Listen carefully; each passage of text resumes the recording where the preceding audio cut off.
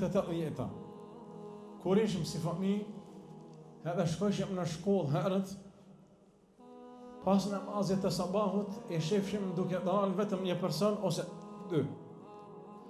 Dhe më thonë, shpesh herë kanë qenë një ose dy. Dhe nuk ka pas më tepër xhamat këtu. Po ashtu në namazin e jacis, ka pas raste kur janë falë një, dy, dhe ka pas raste kur nuk ka qenë askush. Në kohën e luftës, ishte pikërisht xhami, e cila ishte synim që të martohet, edhe pikërisht minarja e saj ishte këtu. Dhe më thonë, pasi që kishin martuar shkijet, ranojat e minares kishin hyrë këtu në këtë pjesë. Dhe qëllimi i tyre ka qenë vetëm që ta shuajnë drejtën e Allahut, mirë po ata nuk e kanë kuptuar se nuk ndalin dot. Nga se Allahu subhanahu wa ta'ala në Kur'an thot: "Yuriduna an yutfi'u nur Allahi bi afwahihim, wa ya'ba Allahu illa an yutimma nurahu walau kariha al-kafirun." Ata armiqtë e fesë përpiqen që ta shuajnë drejtën e Allahut, mirë po Allahu don ndryshe. Allahu don që vetëm të plotësohet ajo. Edhe të shohim se cilat janë ato shkaqe të cilat do të na ruajnë stabilitetin tonë në fe, duke pas parasysh pastaj edhe porositë e dietarëve tanë, të cilët kanë thënë keni kujdes.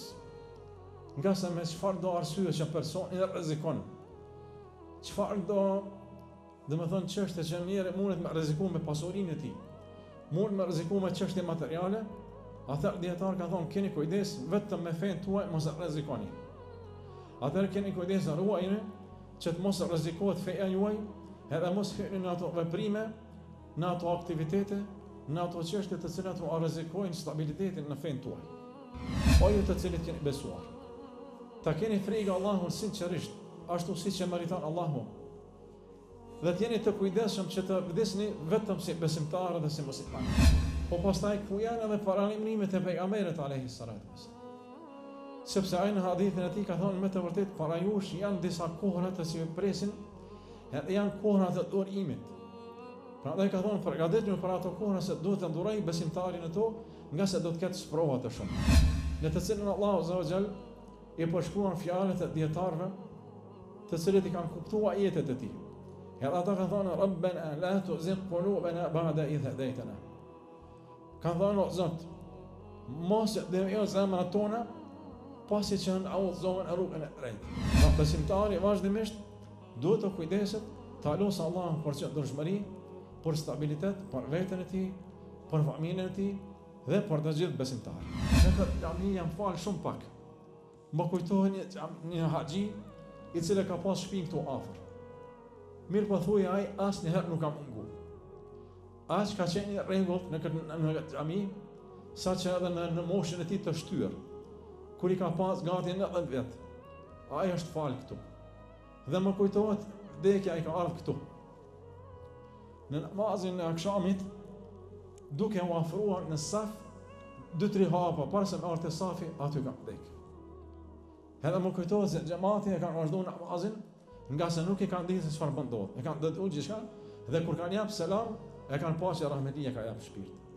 Dhe ky le të jetë një shembull që nuk i harroj kurrë, se veprat e mira dhe për kushtimin e veprat e mira, çfarë ndikimi ka që besimtari të jetë stabil deri në çastet e fundit. Një xhamatli, i cili është i saktë në namazin e tij, i cili është konkretisht saktë në namazin me xhamat, atëherë reflekton në të gjithë qenien e tij, në të gjitha veprimet e tij. Dhe prej faktorëve të tjerë, të cilët kanë ndikim shumë në stabilitet në fe, është çështja e shoqërisë. Le ta sheh besimtari se kush janë ata persona me të cilët po shoqërohet. Ka thënë pejgamberi alayhi salatu wasallam, njeriu është në fen e shokut të vet. Prandaj le ta shikoj mirë se me kën po shoqërohet. Ne kemi prap një krahasim madhështor nga pejgamberi alayhi salatu wasallam.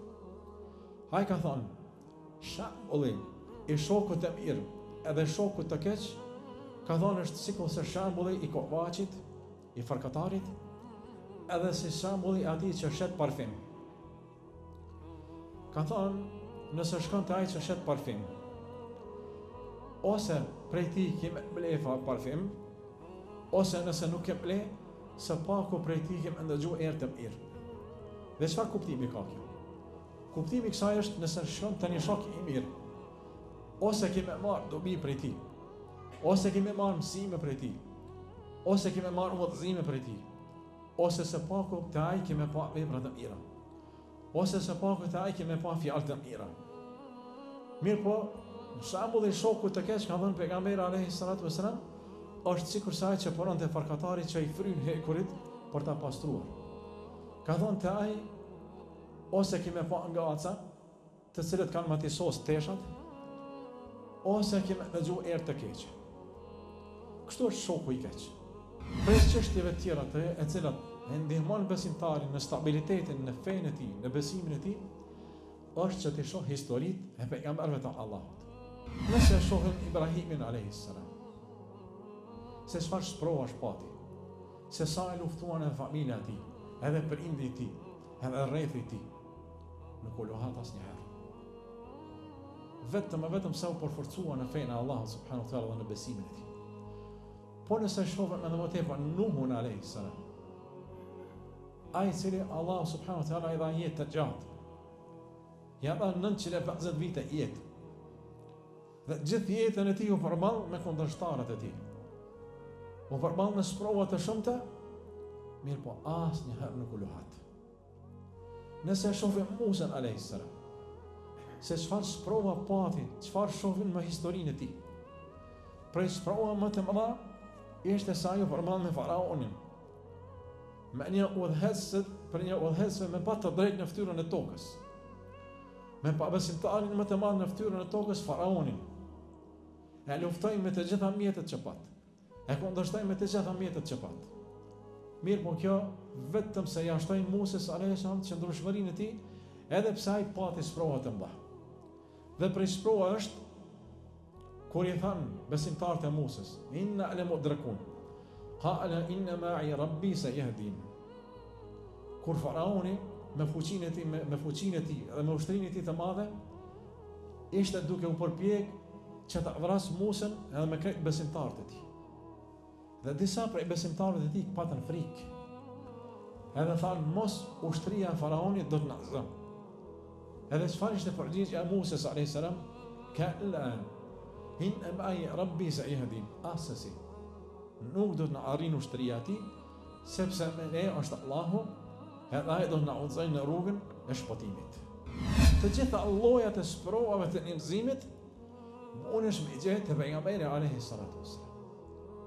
Qoftë në aspektin e luftrave, qoftë në aspektin e varfërisë, qoftë në aspektin e humbjes së anëtarëve të familjes, qoftë në aspektin e humbjes së fëmijëve, qoftë në aspektin se u rrit si jetim, qoftë në aspektin se ishte i pandjekur, ishte i armiqësuar. Mirë po, a u lohat në herë? Ajo vetëm se ja shtoi qëndrueshmërinë në fe. Wallahi Allahu subhanahu wa taala në Kur'an thot: "Laqad kana fi qasasihim ibratun li ulil albab." Në historitë e pejgamberëve ka mësime për ata të cilët kanë mendje të shëndosh.